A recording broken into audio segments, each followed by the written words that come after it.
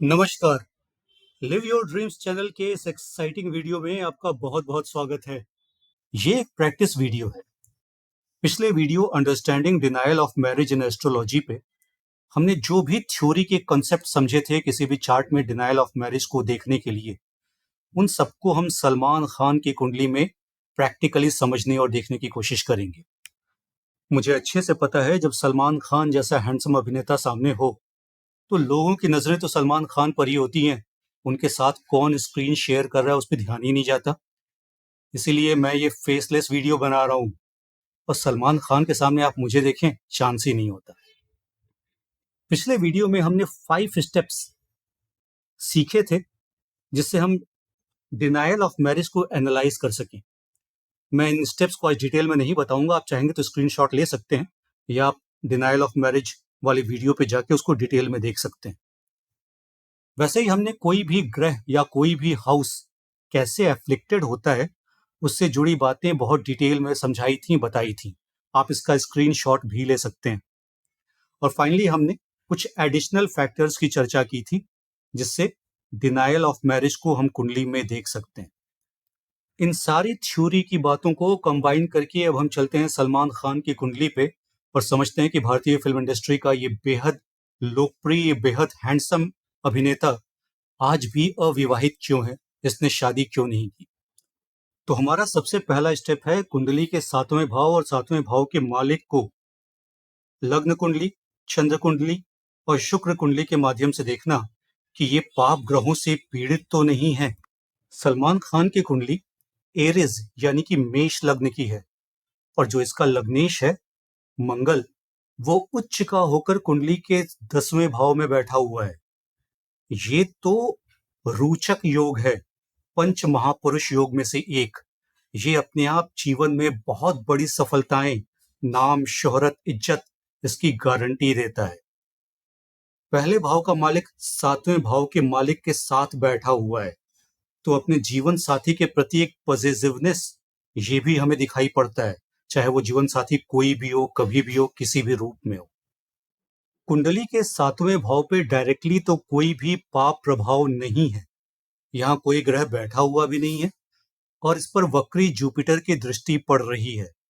और हम सभी समझते ही हैं कि इनको जीवन साथियों की कोई कमी नहीं है। आज भी चाहे इवन कॉलेज में पढ़ने वाली लड़कियां हों या शादीशुदा महिलाएं भी, वो भी सलमान खान को जल्दी ना नहीं कहेंगी। बट फिर ये बात आगे क्यों नहीं बढ़ रही है?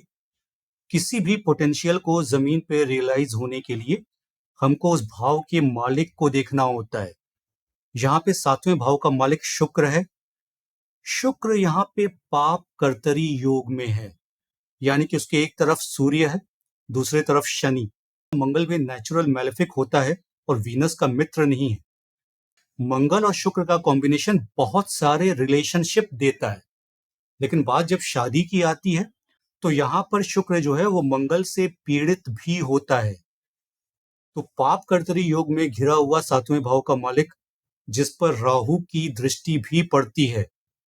हाँ, 7वें भाव का मालिक यहाँ पे मैलेफिक्स यानी कि पाप ग्रहों से प्रभावित है। अगर हम 7वें भाव को चंद्र कुंडली के माध्यम से देखना चाहें तो यहां तो पहले चंद्रमा शनि के साथ बैठा हुआ है।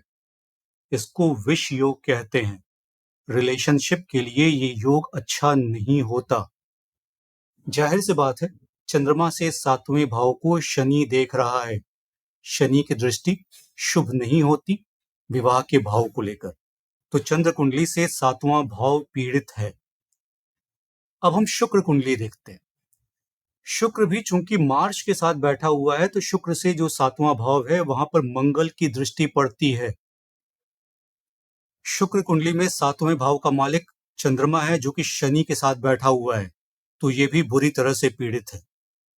तो लग्न कुंडली से 7वें भाव का मालिक पीड़ित है, चंद्र कुंडली से 7वां भाव पीड़ित है, और शुक्र कुंडली से 7वां भाव और 7वें भाव का मालिक, ये दोनों ही पीड़ित हैं। डिनायल ऑफ मैरिज की विवेचना करने के लिए हमारा दूसरा स्टेप होता है कुंडली के 8वें भाव को और 8वें भाव के मालिक को लग्न कुंडली, चंद्र कुंडली और शुक्र कुंडली से देखना। लग्न कुंडली से यहाँ 8वें भाव में तो राहु केतु एक्सिस है, साथ ही शनि की दृष्टि भी 8वें भाव पे पड़ रही है, तो 8वां भाव बुरी तरह से पीड़ित है। 8वें भाव के मालिक की बात करें, मंगल, वो पाप कर्तरी योग में है, जिस पर राहु की दृष्टि पड़ रही है, तो भावेश भी पीड़ित है। अगर हम चंद्र कुंडली से 8वें भाव की बात करें, तो वहां पर राहु की दृष्टि आती है। जब हम चंद्र कुंडली से 8वें भाव के मालिक की बात करते हैं, तो 8वें भाव का मालिक बुध है, जो कि राहु केतु एक्सिस पर है और उस पर शनि की 10वीं दृष्टि पड़ती है। वैसे ही जब हम शुक्र कुंडली की बात करते हैं, तो 8वें भाव पर मंगल की दृष्टि आती है। मंगल साथ में बैठा हुआ है, मंगल के पास 8वीं दृष्टि भी होती है। तो हम देख सकते हैं कि लग्न कुंडली से 8वां भाव और 8वें भाव का मालिक दोनों पीड़ित हैं। चंद्र कुंडली से भी 8वां भाव और 8वें भाव का मालिक दोनों पीड़ित हैं। शुक्र कुंडली से 8वां भाव पीड़ित है। डिनायल ऑफ मैरिज के लिए तीसरा महत्वपूर्ण स्टेप है कि शुक्र कुंडली में किस स्थिति में है उसकी विवेचना करना। अभी हमने देखा कि शुक्र जो है वो मंगल के साथ है, पाप कर्तरी योग में है, शनि और सूर्य के बीच में, साथ ही इस पर राहु की दृष्टि आती है। ये डेबिलिटेटेड तो नहीं है, कंबस्ट तो नहीं है, लेकिन पाप ग्रहों से पीड़ित जरूर है, जिस पर कोई भी शुभ ग्रह की दृष्टि नहीं आती। चौथा स्टेप होता है 7वां भाव और उसके मालिक को, 8वें भाव और उसके मालिक को और शुक्र को नवमांश कुंडली में देखना। यहां नवमांश कुंडली में जो 7वां भाव है, वहां फिर कोई अशुभ प्रभाव ज्यादा नहीं है, बल्कि यहां तो चंद्रमा और जुपिटर की दृष्टि पड़ रही है, जो बताता है कि शादी के लिए प्रोस्पेक्ट्स की इनके पास कोई कमी नहीं है। लेकिन फिर शादी करने के लिए जो 7वें भाव के मालिक की स्थिति हमें देखनी है, तो भाई साहब यहां तो मंगल 6वें भाव में चला गया है और ये राहु और शनि के साथ बैठा हुआ है, बुरी तरह से पीड़ित है। किसी भी शुभ ग्रह की दृष्टि इस पर नहीं पड़ रही है। चूंकि चंद्रमा लग्न में ही बैठा हुआ है, तो जो लग्न कुंडली है वही चंद्र कुंडली भी है, यानी कि चंद्र कुंडली से 7वें भाव का मालिक बुरी तरह से पीड़ित।